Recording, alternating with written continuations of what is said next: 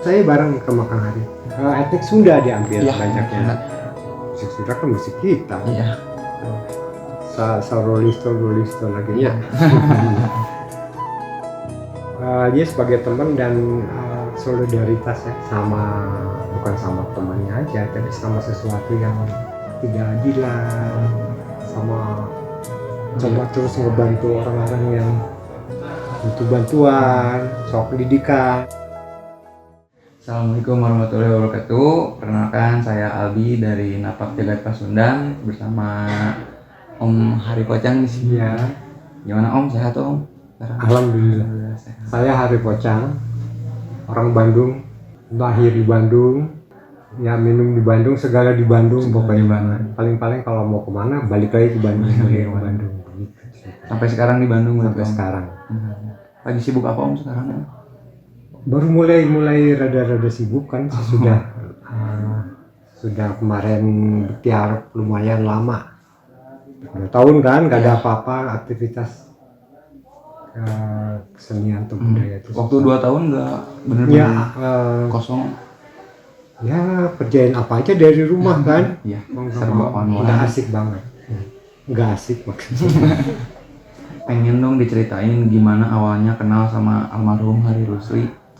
Ya awal perkenalan tuh waktu itu di SMP bareng.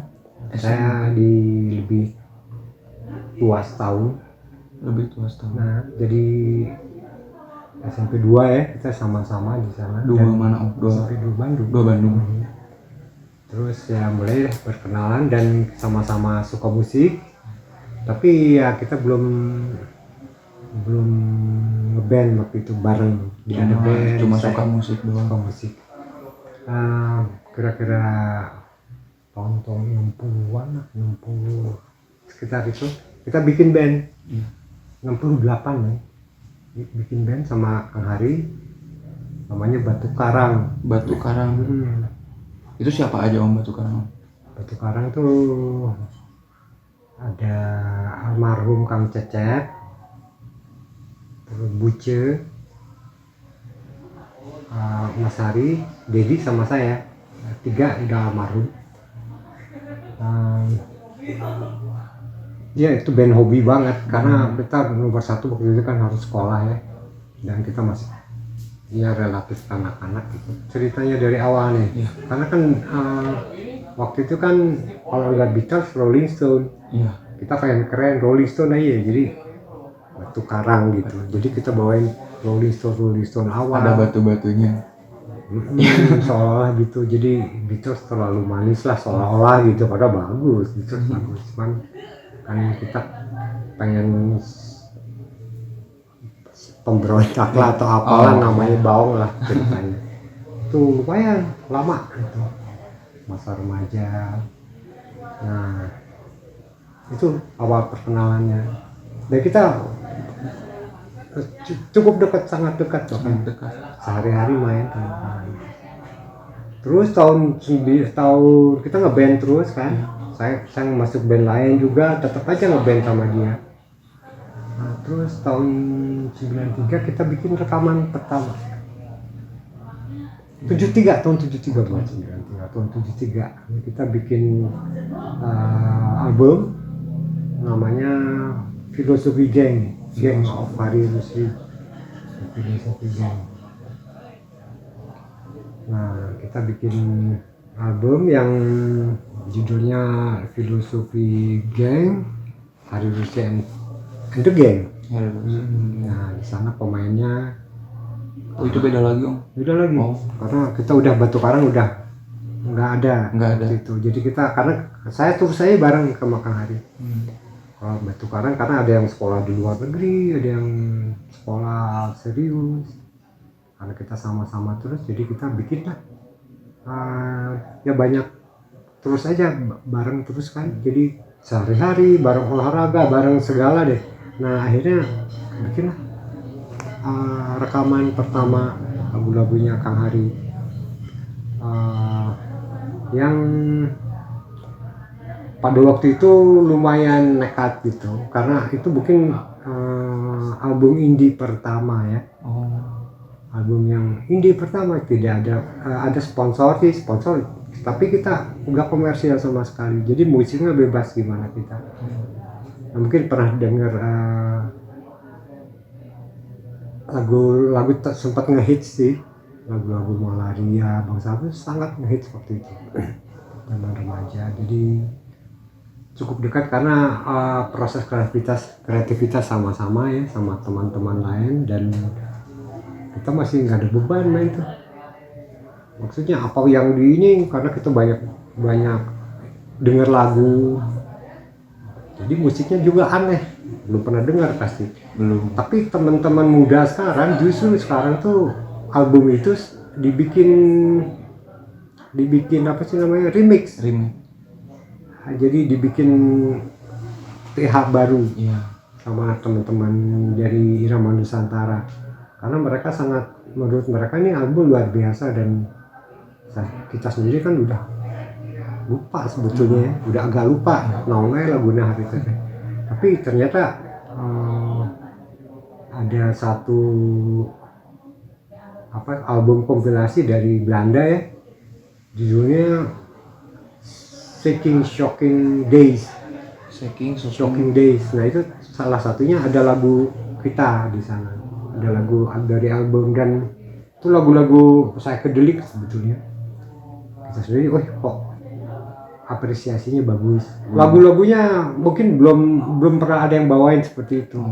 Yang komposisi dan apa, karena berani aja kita. Berani beda dan tidak ada tuntutan komersial sama sekali ya. Nah itu cerita awalnya ya.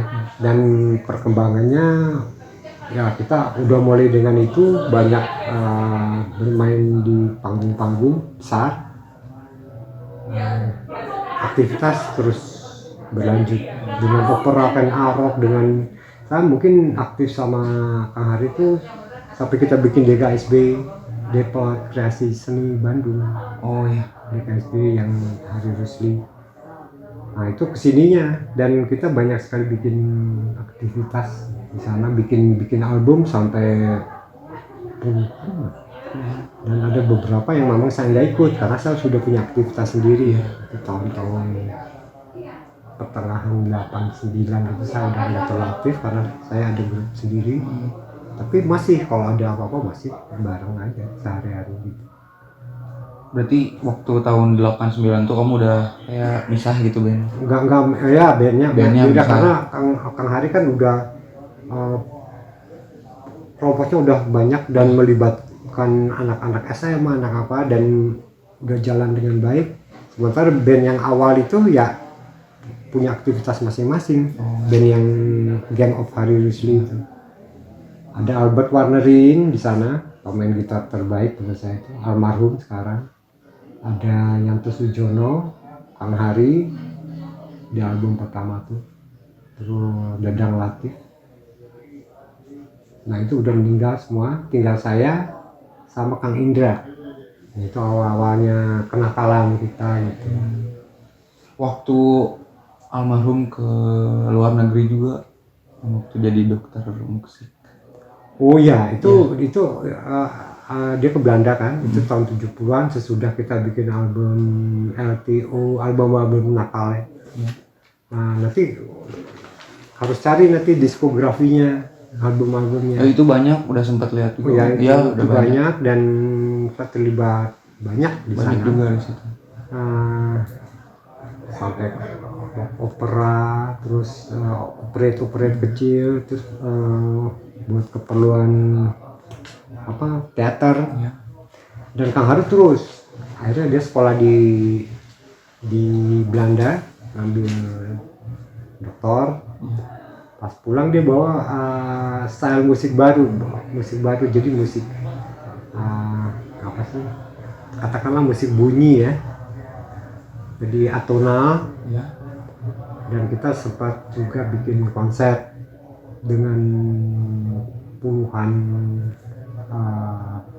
pemain dengan notasi yang memang unik, jadi perkusi semua dan olah vokal. Itu kita pertunjukan namanya musik rumah sakit sama musik bunyi.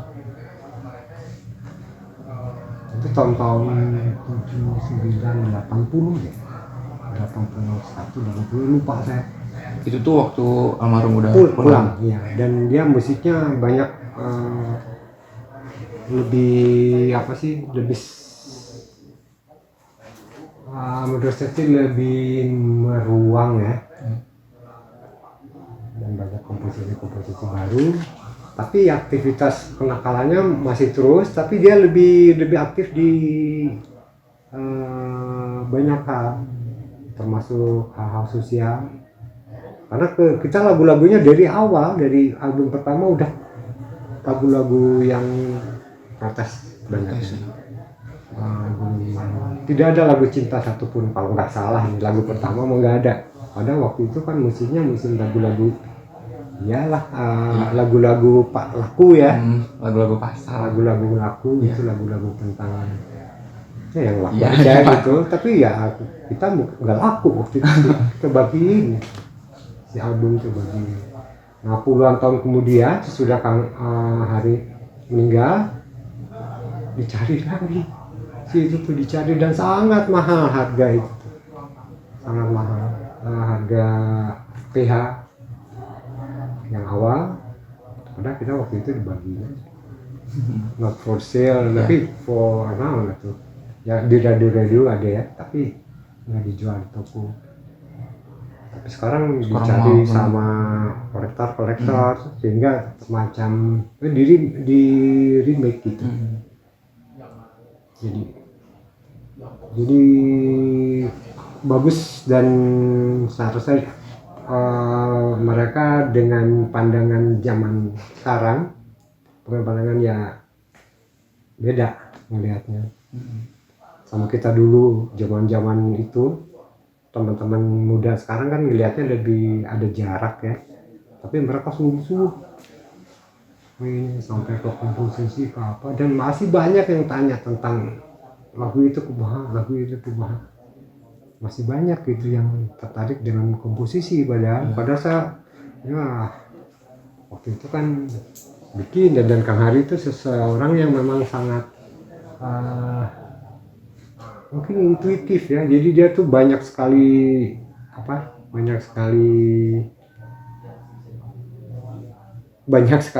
informasi musik di sininya, banyak sekali itu, dan dia bisa ngeramunya dengan baik. Pengen tahu dong Om, kapan almarhum nge-explore musik-musik etnik, atau itu tuh sesudah beliau pulang dari belum berarti? Belum. Jadi itu kita masih gila-gilanya. Sebelum. Itu sesudah kena rock, ya habis ini kita aktif nih. Habis album pertama tuh udah kita ajak deh jadi main musik gitu ya. Meskipun curi-curi sebetulnya nggak boleh kan. Nah teman-teman tuh terus kita punya ada DKSB mulai bikin, dan itu banyak sekali melibatkan orang-orang dan yang muda-muda ya. Jadi kita bikin Kena Rock, dan terus album yang saya lupa bawa albumnya karena mereka udah bikin PH juga, Irama Nusantara tuh. Titik Api awalnya. Titik Api itu musik Sunda digabung sama rock progresif. Nah ini Titik Api itu dibuat tahun 76. Kalau nggak salah, saya agak lupa, nggak usah terus, nanti lihat aja di ininya. Tahun 77, jadi waktu itu dia ngegabungin ya musik Sunda sama musik sekarang, musik rock gitu. Akhirnya dominan rock sih sebetulnya, dan dianggap cukup berhasil. Padahal kita rekamannya di studio yang sangat sederhana ya, di Jalan Soka, dan cuma 2 track.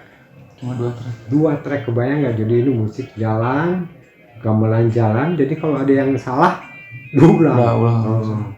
Itu, dan komposisi didengar sekarang kok rumit juga gitu. Waktu itu kita nggak terlalu ini. Itu berapa lama Om kira-kira Om bikin ngambil itunya? nggak lama. Nggak Ada lama, harus enggak, kita nggak bikin album ini mungkin 2 minggu udah kelar. 2 minggu udah kelar. album.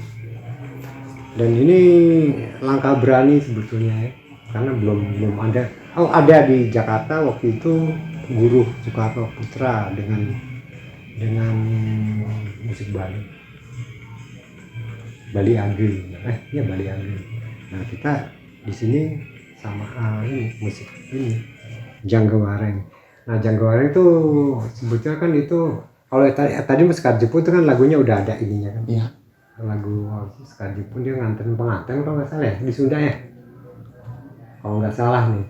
Tapi kalau Sekar Jepun Janggawareng mah Janggawareng itu maksudnya tuh gini. Nah, nanti karena ya apa iya pengen kelihatannya ini waas gitu, kita bikin Janggawareng. Tahu nggak Janggawareng? Enggak. Janggawareng itu Aki Uyut Bau. Nah, itu Janggawareng itu pokoknya ancestor gitu, apa sih namanya tuh ancestor tuh ini kapuhun gitu, seolah-olah gitulah. Fit Blue James at Blue Night TVR. Oh, itu main sama band blues kita itu. Oh, ini beda lagi bandnya tuh. Itu mah baru udah tahun 90-an 2000-an ini. Ya. Main di TV dan itu Kang Hari itu ya biasa, ayo main lah di itu. Asik itu featuring hari itu. Tapi bisa ya Om digabungin sama ini genrenya apa Om kalau Blue James ini? Oh, blues itu. Blues berarti. Berarti bisa digabungin sama musik Ya, gitu. bisa. Dan kan masalahnya kalau ngegabungin tuh biasanya misah, kayak nempel ya. Nah, kita berusaha kan supaya nggak nempel, jadi sama-sama kuat gitu, bukan sama-sama kuat, sama-sama ininya kan. Kan besok ada nempel cuma di improve, cuma di solo, musik itu kan banyak ya, nempelin. Tapi kan banyak masalah kalau nyampurin musik. Karena frekuensi kan beda ya. Tonasi agak sedikit gitu. Cuman di sana buat kami sih itu unik, justru unik. Meskipun masih jadi kontroversial sih sampai sekarang.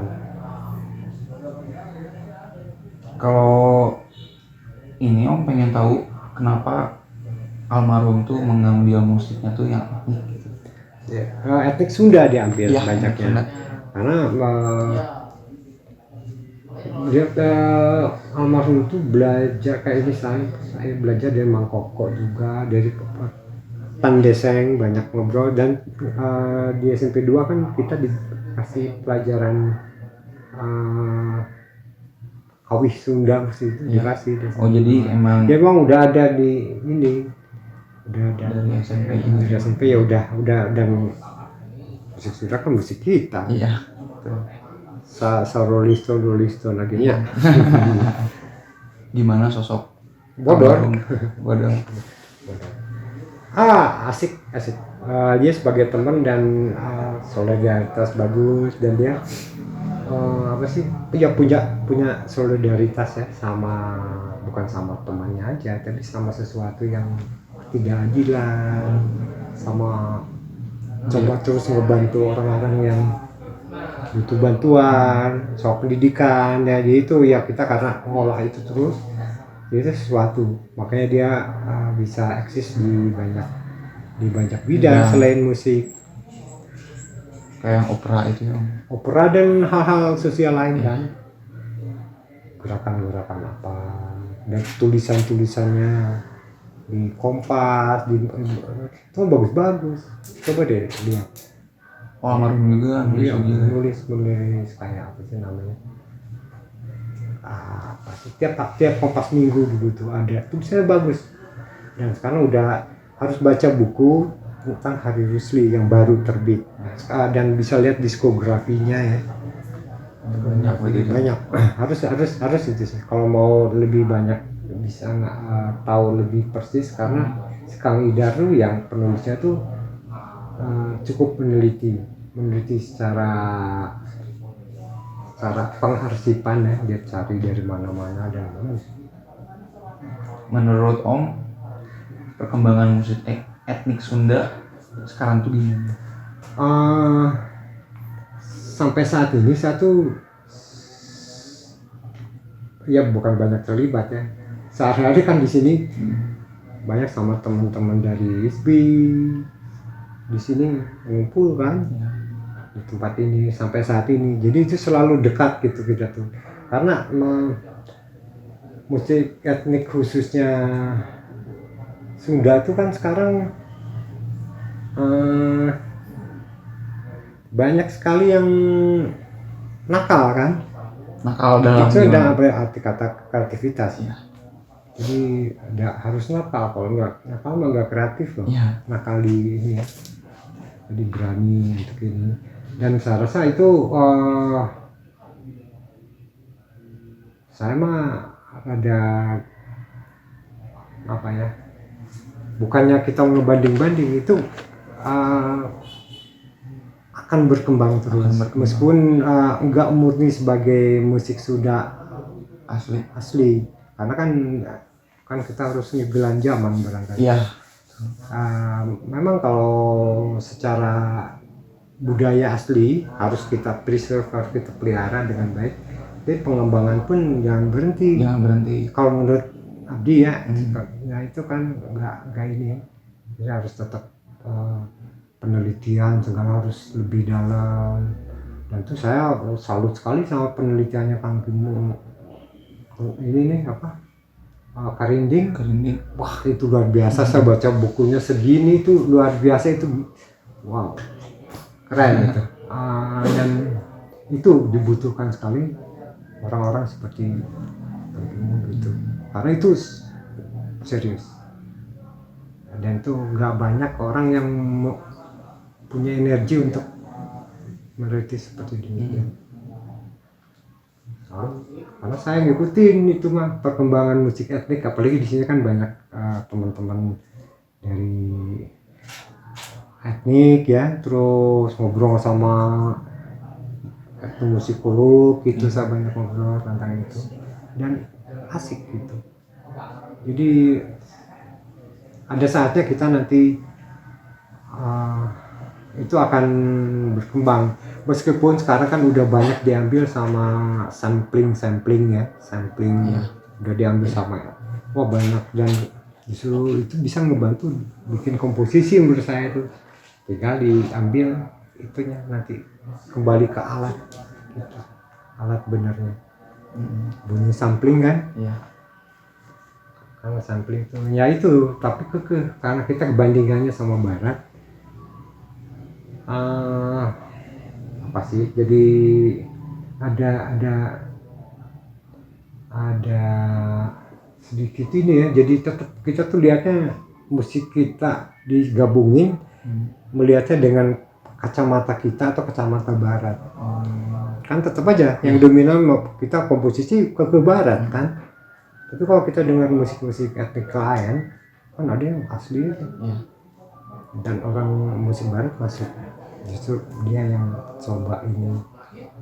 Ya karena ada perbedaan itu mah udah memang udah adanya begitu. Perbedaan apa, frekuensi, perbedaan tonalitas ya itu, pitchnya beda, ada sedikit kalau dipas-pasin juga. Tapi justru itu menariknya menurut saya sih. Kalau sama sih itu yang bikin. Karena kita masih mengacu ke musik barat. Berarti dari dulu Om itu mengacu ke musik barat atau gimana? Iya kan, awalnya tuh yang bikin disatuin sama musik barat itu siapa? Ada satu komposisi klasik ya, Debussy. Tahun berapa tuh? Awal abad 20 kalau nggak salah. Itu yang awal nyoba komposisi orkestra pakai musik Bali. Itu yang pertama.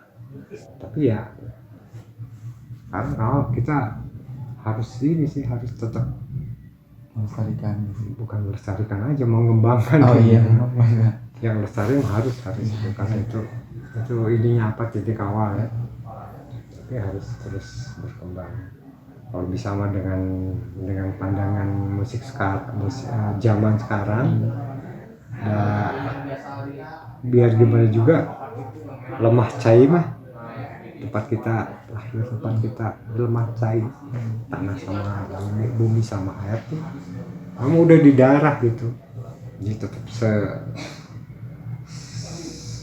secanggih-canggihnya kita atau jadi borderless gitu kan, sekarang borderless ya, nggak ada batas, tapi tetap pijakan harus menurut saya gitu.